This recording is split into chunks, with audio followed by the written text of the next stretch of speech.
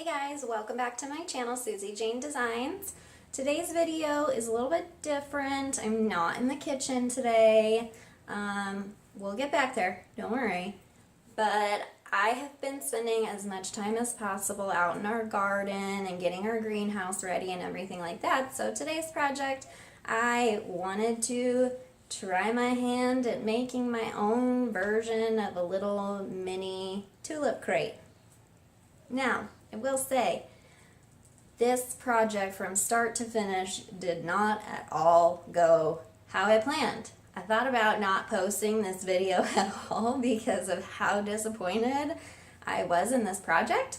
But then I decided, you know what, this is a good thing to post and show you guys that sometimes it's not always going to turn out exactly how you like, and that's okay. It's part of the whole crafting thing, is that sometimes good intentions don't become great projects. I don't know.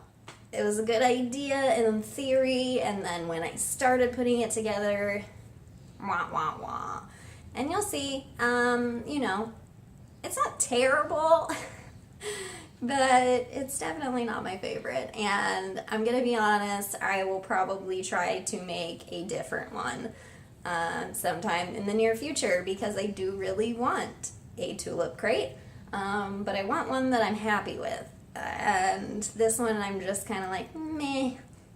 So anyway, I guess, you know, let's start this terrible journey. We'll start by using these wooden slats that you can pick up from Walmart. It comes 6 to a pack, and we're only going to be using 4 of them. And I'm just laying them out to figure exactly how I want them. I'm using my Gorilla Wood Glue to adhere them together. Because this is going to be outside and I live in Arizona, I have learned the hard way that hot glue is never an option. Now I'm going to leave this for about an hour to let that dry, and I will be using this basket from the dollar store for the bottom of the box. So I'm starting by cutting apart the basket. So I'm just cutting a straight line down the basket. I've heard that you can use scissors for this. I really didn't want to ruin any of my scissors, so I didn't use them. I just used these little wire cutters that I have, and it was a pain, let me tell you. You can use tin snips for this, way easier. Once I got it cut apart, I just laid my box on top so that I could measure exactly where I needed the wire to be. I did cut it a little bit bigger so that I would have some overhang to attach it to the inside of the box. And then I'm just using my tin snips to kind of press it down into place so that it gives it a flat surface on the bottom. Now, as you can see, the baby is helping me now with the Jenga blocks from the Dollar Tree. I'm just taking them and applying E6000 to the flat side of the Jenga block, and I'm pressing that against the wire and the wood. So hopefully you can see what I'm doing, because it's kind of hard to explain. I will admit that I tested this out and had a really great pattern for how to put these Jenga blocks in so that they were all even. And as the baby was helping me, I was just more focused on keeping her hands out of the glue. Okay, so now I'm taking my Waverly chalk paint in the color white, of course, and I'm just painting the whole box. Originally, I was going to stain this box, but because of how ugly the Jenga blocks looked on the inside and I got glue everywhere, it just wasn't going to work out that way. So I did tape off the wire so that I wouldn't get any white paint on the wire, because I did still want that bottom to be black. And I just painted the entire outside of the box and the entire inside of the box with the Waverly chalk paint. Once that was dry, I'm taking this brown acrylic paint, the color is burnt umber, and I'm just brushing this around the edges. I will admit, on this first side I got way more than I wanted to, so I went a little lighter on the other sides of the box with this.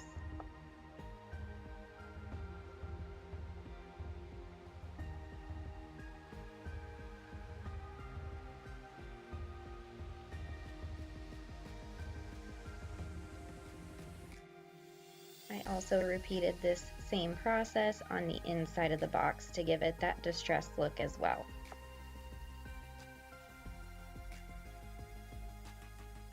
Once everything was nice and dry, I did take it inside so that I could add some lettering. I did decide to freehand this one. I kind of regret that I did that because it definitely was not evenly spaced or anything like that. But I'm using my trusty black furniture marker. I just penciled in my text first and then went over it with my black marker and then thickened it up a little bit.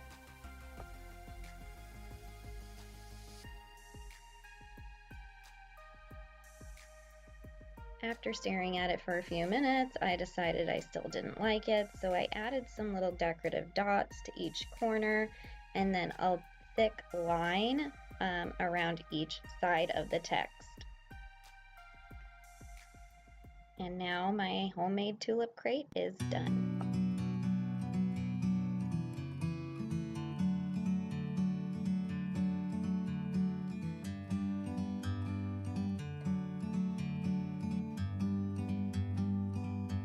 Like a bird on a tree, I'm just sitting here. I got time, it's clear to see.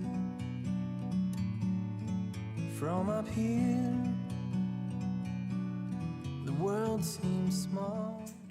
That's it for today's video, guys. I hope that you enjoyed seeing how not every project turns out exactly how you planned, and you just gotta kind of roll with the punches.